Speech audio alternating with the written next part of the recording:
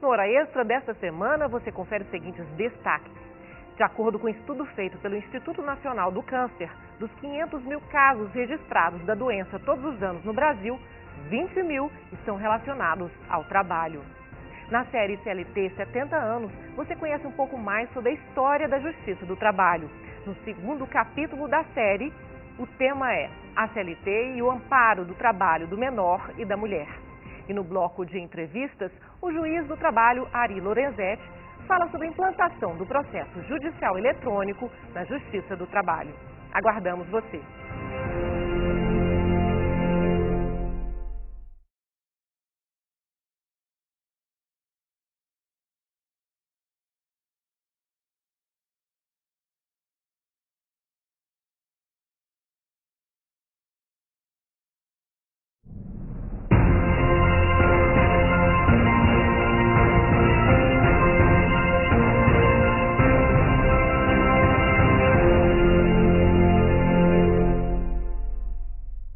Está começando mais uma edição do Hora Extra e neste programa você confere as seguintes notícias.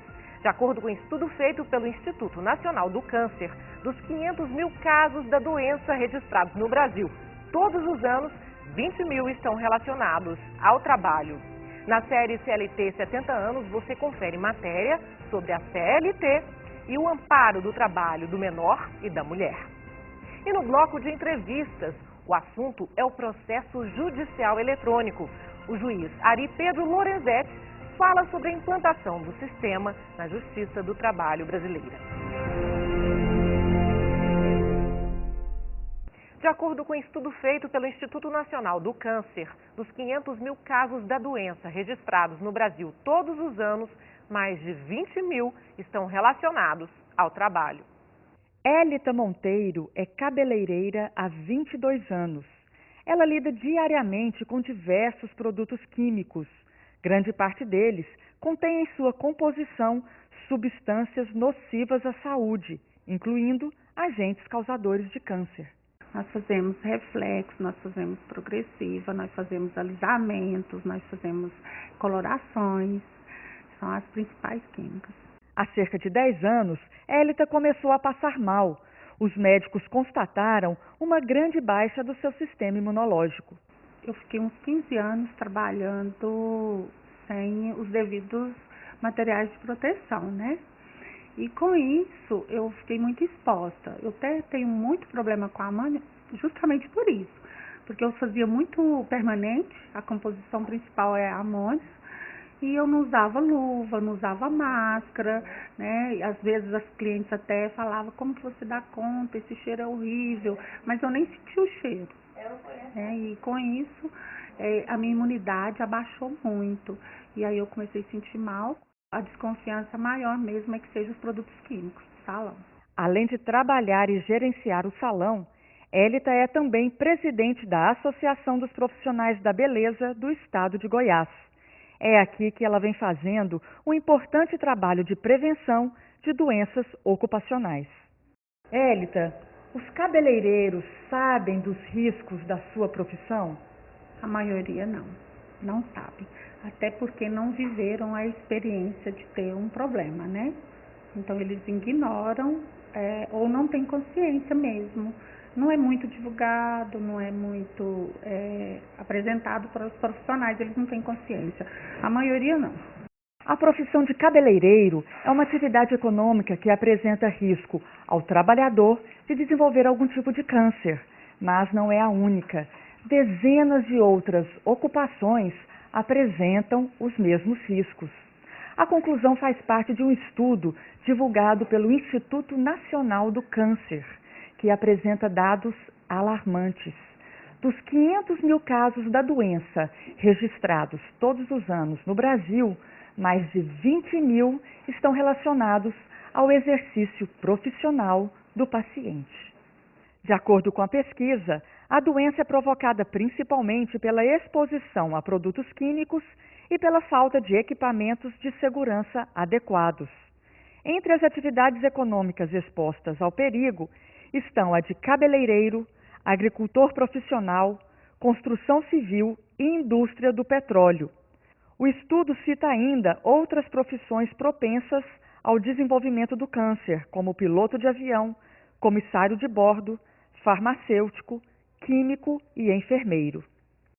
O estudo fez também uma lista com os 19 tipos de tumores malignos que podem estar relacionados ao exercício profissional.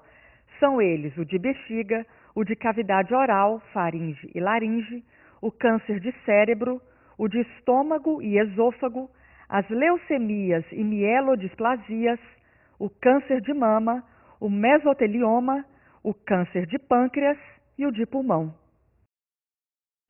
Em comemoração ao aniversário de 70 anos da consolidação das leis do trabalho, o TRT de Goiás preparou uma programação especial.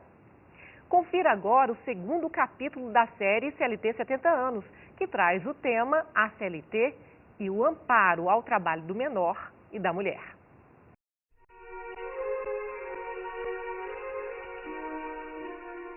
Após a Revolução Industrial, o trabalho feminino passou a ser utilizado em larga escala, substituindo até mesmo a mão de obra masculina. O principal fator era o salário mais baixo pago às mulheres, embora elas cumprissem as mesmas exigências dirigidas aos homens. Com a exploração do trabalho feminino, começaram a surgir problemas até então desconhecidos pela sociedade. Questionava-se, por exemplo, a quantidade e o tipo de serviço possível às mulheres. O que fazer com a trabalhadora que engravidava? Ou ainda, com quem deixar os seus filhos pequenos? Para resolver esses desafios é que surgem, entre as primeiras leis trabalhistas, normas para proteger o trabalho da mulher e do menor.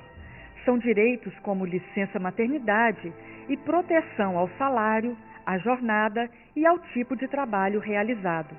A proteção ao trabalho da mulher foi alvo de diversas adequações ao longo do tempo.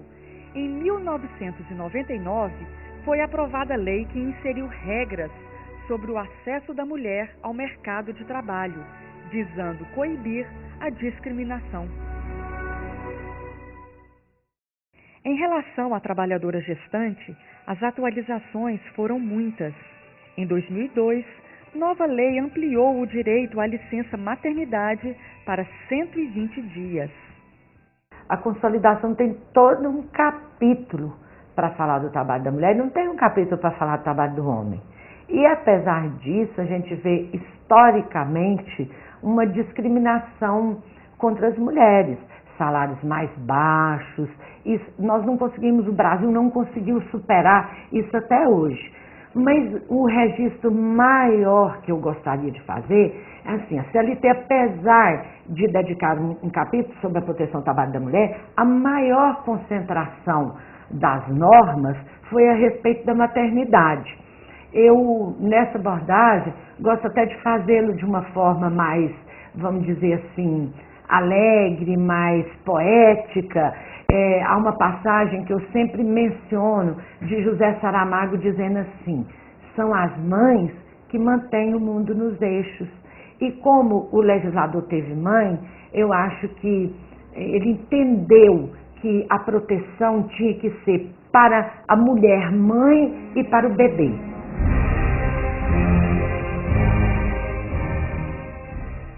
A infância é um momento de brincar, aprender, de ser protegido e amado. No ano de 2000, a Lei 10.097 alterou vários artigos na CLT para ampliar a proteção do trabalho do menor.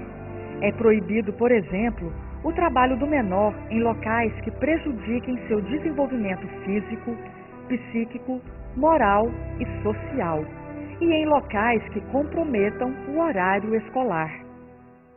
Infelizmente, existem muitos mitos ainda que imperam na mentalidade brasileira, no sentido de que o trabalho precoce não seria tão prejudicial à formação da criança. Isso é um mito que precisa ser destruído e o Ministério Público do Trabalho tem trabalhado nesse sentido, no sentido de esclarecer a população de que o trabalho antes da idade mínima permitida pela legislação, que é de 14 anos, ele, na verdade, é altamente prejudicial à formação psicológica, física e mesmo profissional dessa criança. No futuro, essa criança trabalhadora será um adulto não qualificado para o trabalho, não qualificado para atender às altas exigências do mercado de trabalho atual. Apesar de todo o aparato legal para evitar a exploração do trabalho infantil, no Brasil ainda há milhares de crianças trabalhando, algumas em condições degradantes. E no próximo bloco, o juiz do trabalho, Ari Lorenzetti, fala sobre a implantação do processo judicial eletrônico na Justiça do Trabalho. Veja a seguir.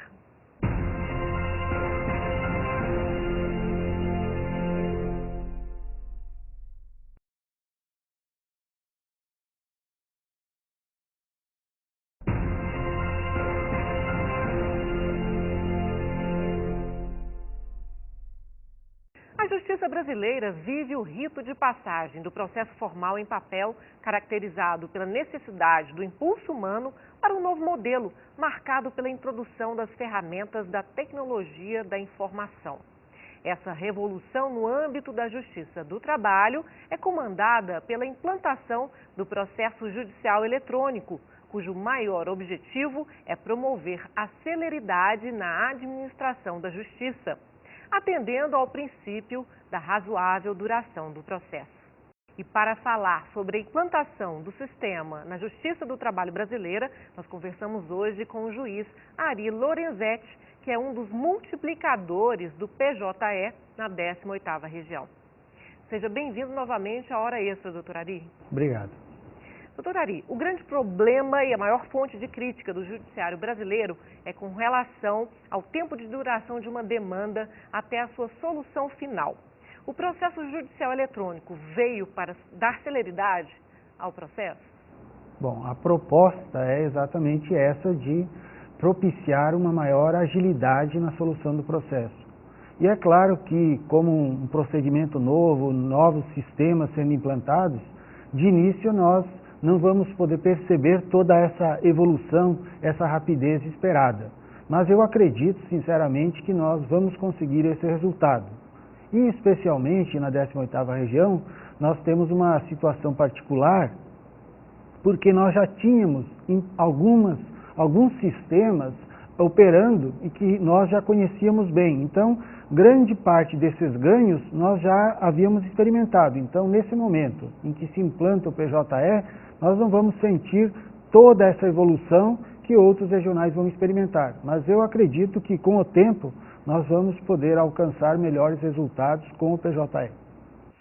Doutor Ari, se por um lado uns afirmam que o processo eletrônico contribui para a maior democratização do acesso à justiça, por outro, a OAB vem fazendo críticas ao modelo, pois, segundo a entidade, há os excluídos do mundo digital, seja porque não têm acesso à tecnologia ou porque não acompanharam a evolução do sistema que vem se aperfeiçoando todos os dias.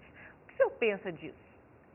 Na verdade, a gente tem que considerar que o advogado é um profissional autônomo. Consequentemente, ele deve prover os meios para exercer a profissão.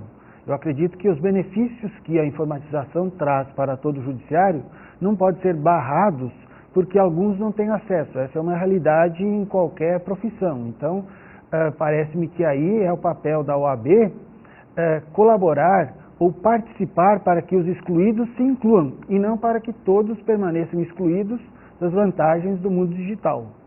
E qual que é a avaliação que o senhor faz da implantação do processo judicial eletrônico, especialmente no TRT de Goiás e depois também em todos os regionais brasileiros?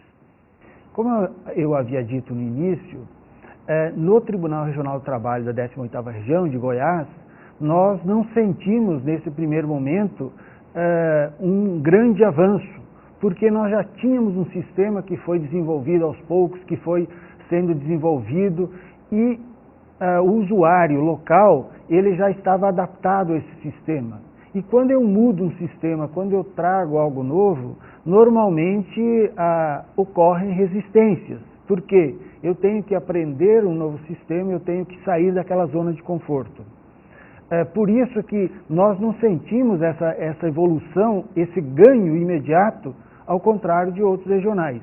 Todavia, se nós nos dispusermos a conhecer o sistema e a utilizar as suas funcionalidades e as suas potencialidades, com o tempo nós vamos ver que ele realmente traz vantagens, traz recursos que hoje nós não temos.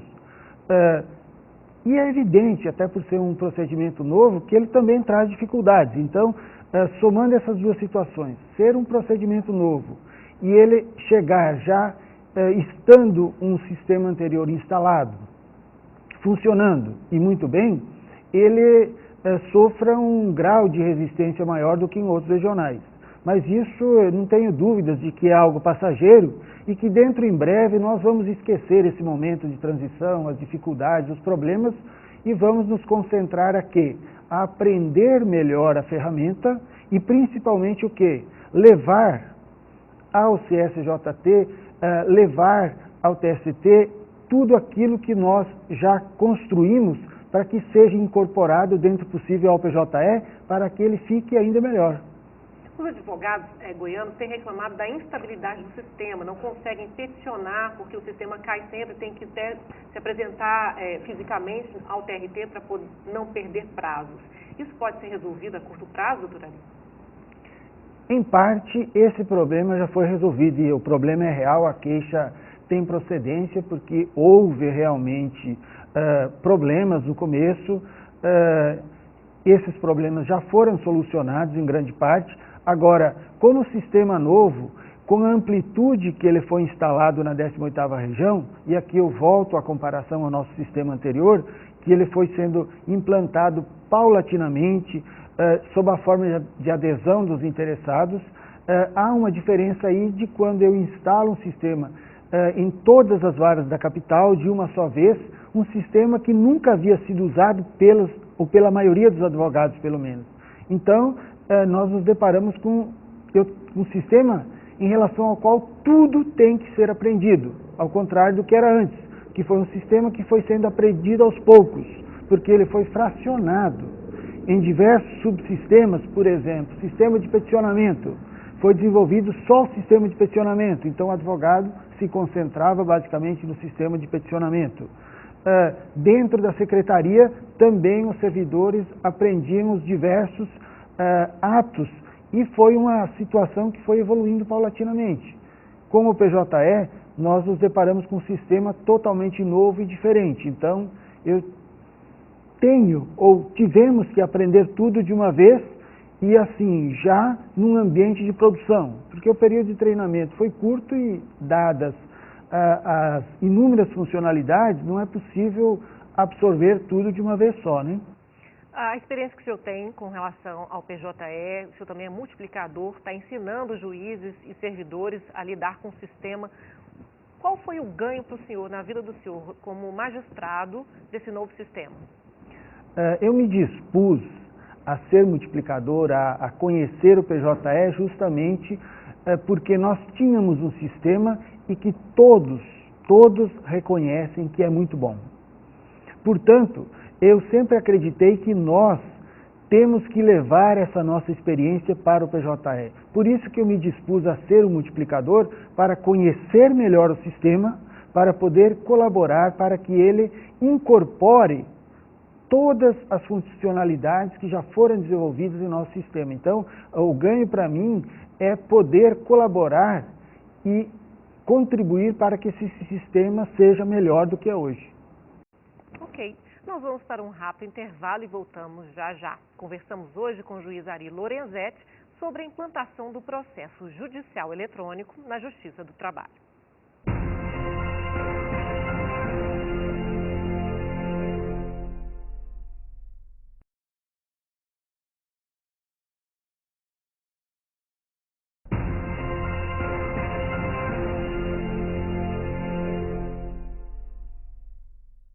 O Hora Extra está de volta. Hoje conversamos com o juiz do trabalho, Ari Lorenzetti, sobre a implantação do processo judicial eletrônico na Justiça do Trabalho. Doutora Ari, você poderia citar quais as vantagens do sistema para toda a justiça brasileira? Eu acredito que a vantagem principal é ele poder proporcionar tanto ao advogado quanto ao juiz, à secretaria, a possibilidade de, numa análise rápida, visual numa página única, sem ser necessário extrair nenhum relatório, de visualizar a situação, no caso do advogado de seu escritório ou da secretaria, do juiz, da unidade onde atua. Por quê? Na página inicial do PJE, ele apresenta uma espécie, como se fosse um relatório já, de todos os processos aos quais, no caso do advogado, ele está vinculado, então possibilita ter um acompanhamento de todos os processos nos quais ele está atuando. Em relação ao juiz, em relação ao diretor de secretaria, permite verificar num lance de olhar, sem ser necessário fazer uma investigação mais detalhada, toda a situação do processo, porque relaciona como se fosse um índice onde estão todos os processos.